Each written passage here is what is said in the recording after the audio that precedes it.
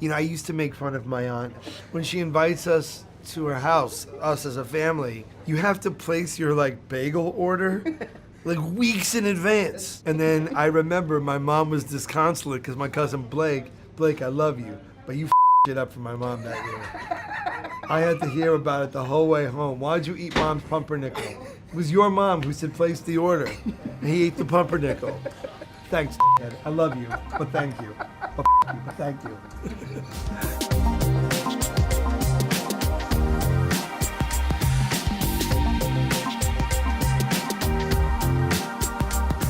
We traveled all over the country on this season of Food Groups, but now that we're back home in New York City, we've got a confession to make.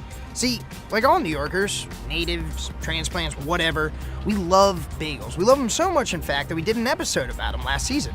But honestly, we didn't quite go deep enough. We didn't capture the essence of this city's bagel identity. So we're calling it a do-over. Food Groups, New York City Bagels, take 2, schmear we go. I think it works, right? People get it. It's funny. No?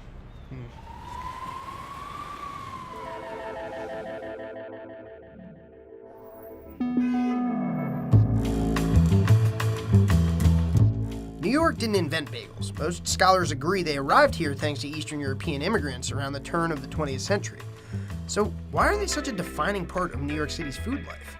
To kick off our bigger, better New York City bagel tour, we met with Ben Wagenberg, a native New Yorker who's made him a defining part of his life as a certified bagel tour guide. I was born right near here on 16th Street. I grew up in Stuyvesant Town, so it just turns out that I stayed here in Manhattan. I run Ben's Bagel Tours, been doing it for about 4 or 5 years, and I called it Ben's Bagel Tours basically because 1, it gets a smile on your face, 2, it's an iconic symbol of New York, and 3, everybody who starts one of my tours gets a fresh bagel. Thank you very much. There you go. Excellent. This is from Tompkins Square Bagel, which is right up the block, and it's one of the better bagels that you find in New York. Let's talk a little bit about bagel history here in New York. It really came when you had the immigration of Eastern European Jews, especially those from Poland. They had bagels and they were easy to make. It's a way for people to make business. When it became more and more commercialized, yes, you did have a union. There was the Bagel Bakers Union. What killed them all, so to speak, was when Murray Lender invented his process to freeze bagels. And it then became easier for people to buy. It became more generic. One thing that's also part of the bagel tradition is smoked salmon. Lox. Do you know why or when exactly the lox became a part of the bagel tradition? Well, that's one time where, after Yom Kippur, after fasting 24 hours, that's true. A lot of people would eat that, or people would eat that in the morning, or especially like on a Saturday or Sunday morning. And then, when the food like the bagel became more specialized, so did smoked salmon. Yeah. It became more, not just for a small group of people, it became more accepted and more desired. Mm-hmm. Is there anywhere in New York that does it still? Oh, absolutely. If you want to see how they actually make smoked fish, and you want to go to Acme Smoked Fish.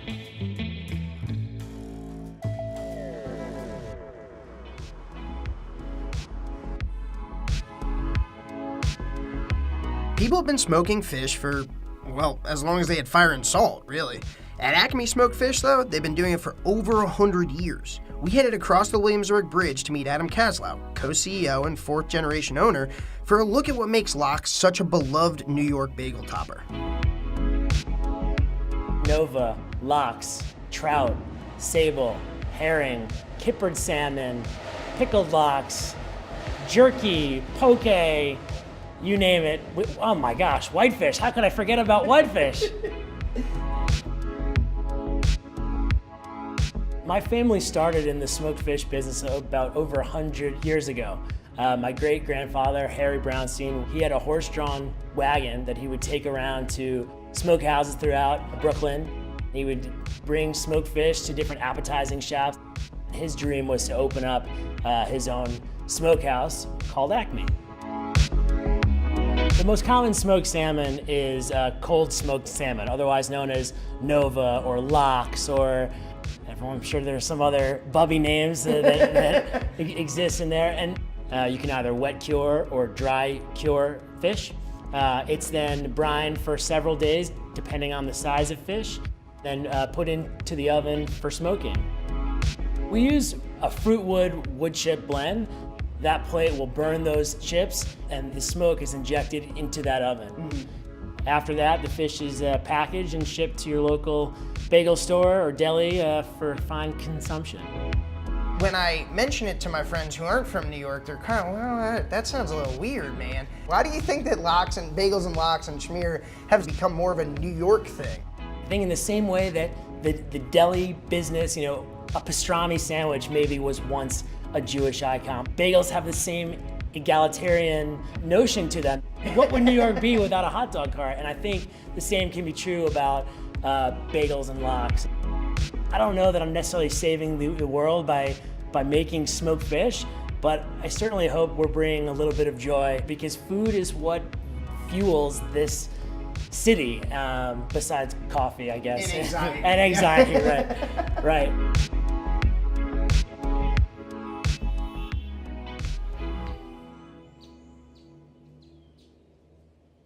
Do you have a favorite New York bagel? How do New Yorkers decide on what their favorite bagel shop is? I grew up with a place called Essa Bagel, but when people ask me on my tours, where is the best bagel?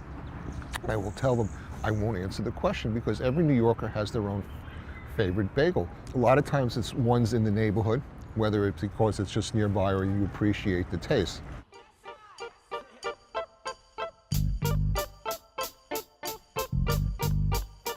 We're in Brooklyn, New York. I'm from Brooklyn, New York. I've been a Jew for about 43 years, and I've eaten bagels for nearly that entire time, as long as I've had teeth. And even maybe before, I might have gummed a few. Just sort of lovingly gnawed, but in a very Semitic way. If he's not in Brooklyn, his hometown, Adam Richman could be pretty much anywhere. The culinary traveler, author, and TV host is known best for his shows like Secret Eats and Man vs. Food that have him eating all over the world, but when he's not filming, he still calls Brooklyn home. I grew up in kind of the Gravesend area of Brooklyn, Homecrest between T and U. Moved to Canarsie, to the Starrett City Project with my mom, and then now I live not far from here. Growing up, I have vivid memories of like eating bagels and watching like ball games with my dad, or they used to show kung fu movies in New York on the weekends, Three Stooges, and Yoo-Hoo and bagels, man. I don't know why. There's something about like seeing like the knots and seeing the actual twisted dough and seeing like that kind of craftsmanship.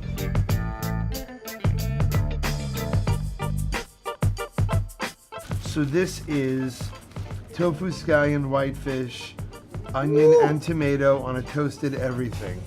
Good for what ails you. So here, I'll toast with you on this. Cheers, man. Cheers to you. Yeah, the whitefish is like almost smoky. They have like a really nice, Not at all. fishy. You have early memories of this? I do indeed. I remember being a little kid. One of my first errands was going to get the bagels for a Sunday morning or Saturday morning, and my dad gave me a list and he wrote out the order, and it was not terribly far from my house, so it was like one of those errands that as a parent he could feel like safe sending me on. But for me as a kid, it was one of the first times like I had my list, I had my cash.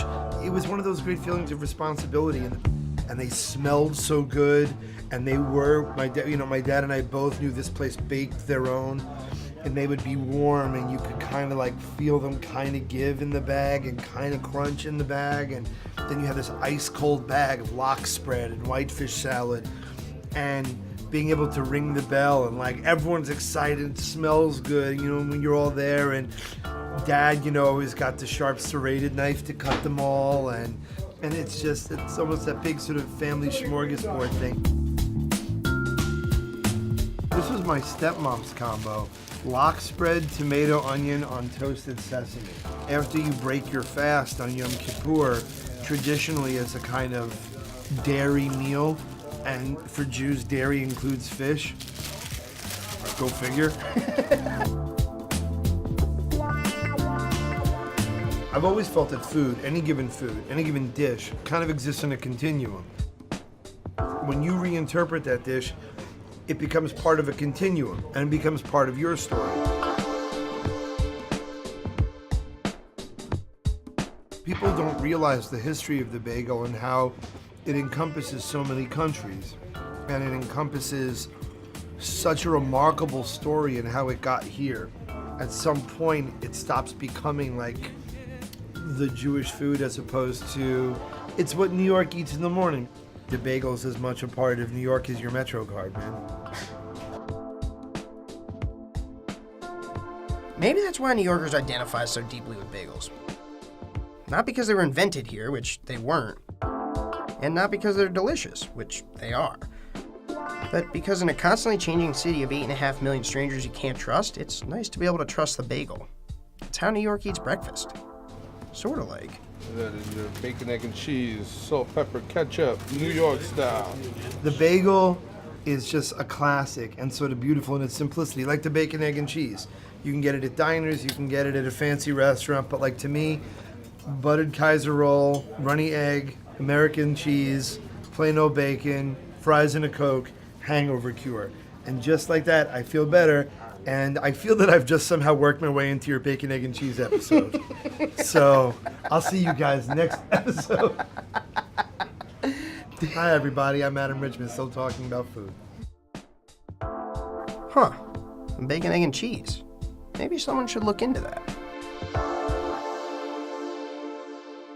Did you enjoy this episode of Food Groups? We certainly hope so. It was our Season 2 finale. Hey, do us a few favors. Please subscribe to our YouTube channel right there. Watch this video right here. And of course, like and comment below. We'll be back before you know it.